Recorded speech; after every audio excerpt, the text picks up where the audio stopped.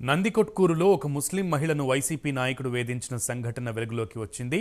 నమాజ్ కోసం వెళ్తున్న ఆలియా అనే ఒక ముస్లిం మహిళను బుర్ఖా తీయమని వైసీపీకి చెందిన మున్సిపల్ కోఆప్షన్ మెంబర్ శ్రీనివాసులు వేధించారు. అక్కడ ఉన్న స్థానిక జనాలు గుమికూడి ఒక మహిళ పట్ల ఇలా చేయడం ఏంటి అని అడిగినందుకు వారిపై చెప్పులతో దాడి చేశారు.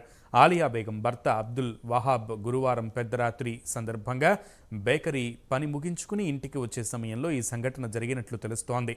బాధితురాలిని టీడీపీ నేత మాజీ ఎమ్మెల్యే బైరెడ్డి రాజశేఖర్ రెడ్డి పరామర్శించారు.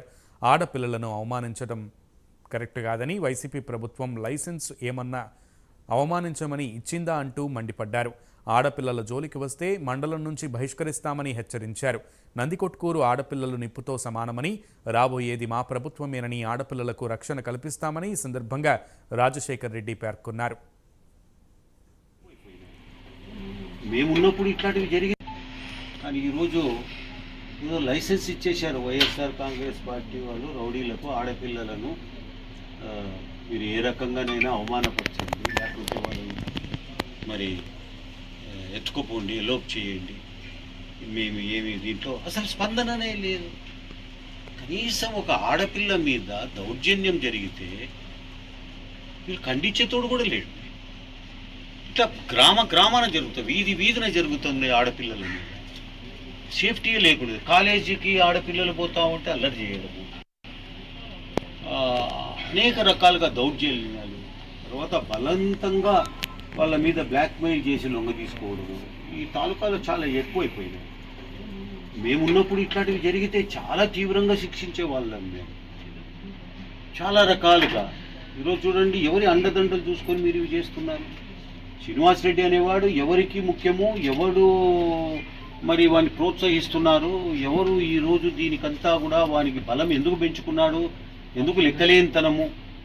రోజు కేసు పెట్టారు, పోయి పోలీస్ స్టేషన్లో కేసు పెడితే పోలీస్ స్టేషన్లో మరి కేసు నమోదు చేస్తారో లేదో మళ్ళీ ఫోన్ పోతుంది, ఏమంటే సిఐ గారు కేసు వద్దు అని పోతుంది. మాకు తెలుస్తుంది. అటువంటి వాళ్ళు దీనికి రెస్పాన్సిబిలిటీ తీసుకోవాలి. మేము చెప్తున్నాం, వార్నింగ్ ఇస్తున్నాం.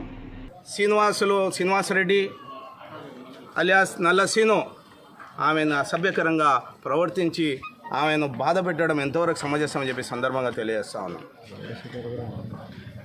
మరి ఆమె ఎంతో ప్రాధాయపడి నేను ఈ కాలనీ వాసునే, నన్ను గుర్తుపట్టలేవా అంటే కూడా అమానుషంగా ముస్లింలో సాంప్రదాయబద్ధంగా వేసుకున్న బుర్కాను, వారి యొక్క హిజాబ్ను కూడా తీసి నువ్వు ఎవరు దొంగనా ఏమని చెప్పి ఆమెను అసభ్యకరంగా ప్రవర్తించిన వ్యక్తిని గతంలో రౌడీ షీట్ కూడా అతని పేరు మీద ఉంది. మరి అటువంటి వ్యక్తి ఈరోజు చేయడం ఎంతవరకు సమంజసం అని చెప్పి సందర్భంగా అడుగుతూ ఉన్నాను. మీ వైసీపీ ప్రభుత్వంలో మైనార్టీలకు బ్రతికే రాష్ట్రంలో హక్కు లేదా? మైనార్టీస్ వలస వెళ్ళిపోవాలా, రాష్ట్రాన్ని బహిష్కరించి పోవాలనేది జగన్మోహన్ రెడ్డి పాలసీ అని చెప్పి సందర్భంగా అడుగుతూ ఉన్నాను. మళ్ళీ ఏం చేస్తూ ఉన్నారు? ఇంతవరకు ఏ రకమైన ఒక స్టేట్మెంట్ కూడా ఆ వైసీపీ పార్టీ ఎందుకు ఇవ్వలేదని చెప్పి ఒక మైనార్టీ వర్గంగా నేను అడుగుతా ఉన్నాను.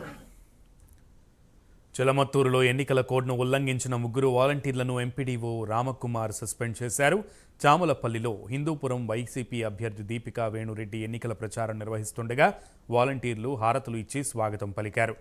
సి యాప్ ద్వారా గుర్తించి సోకాజ్ నోటీసులు ఇవ్వగా వారు స్పందించకపోవడంతో వారిని సస్పెండ్ చేశారు. ఇదిలా ఉండగా ఎమ్మెల్యే అభ్యర్థి వేణురెడ్డికి చుక్కెదురైంది.